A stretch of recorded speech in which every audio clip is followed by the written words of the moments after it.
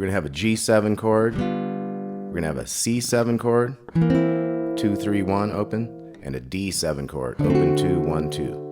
We're gonna have a little strum. And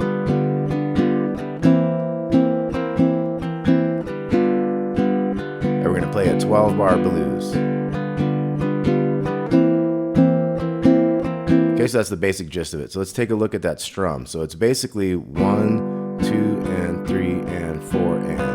But we have this swing feel from blues. So it's 1, 2, 3, 4. Okay, so that's like a triplet, 1 and a, 2 and a, 3 and a, 4 and a. But the middle one is always missing from the triplets.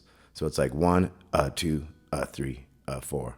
And that's how you get the swing feel from blues. 1, 2, 3, 4. Okay, so we're going to do 4 beats of that G7. Then we're going to move to the C7. 1, 2, 3, 4, 2, 3, 4. C7,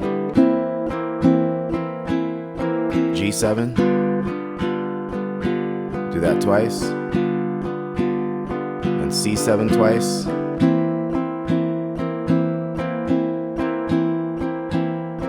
G7 twice.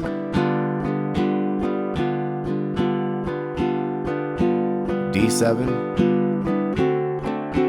to C7, G7, D7. One more time through, G7. So there's a basic scale, the G minor pentatonic scale that'll work for this song.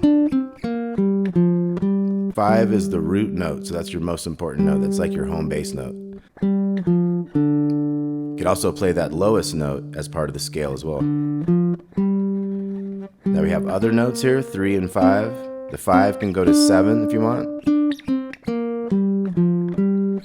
The 3-5 could also go up to 3 and 6, 3 and 6, 8. Okay, so that's a good blues scale to use to jam on something like this. Now you can add notes like, or you can use whatever finger you want, but that note is an extra cool bluesy note.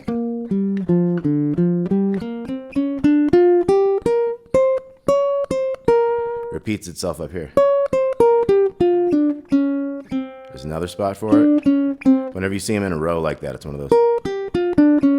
When you're in this scale.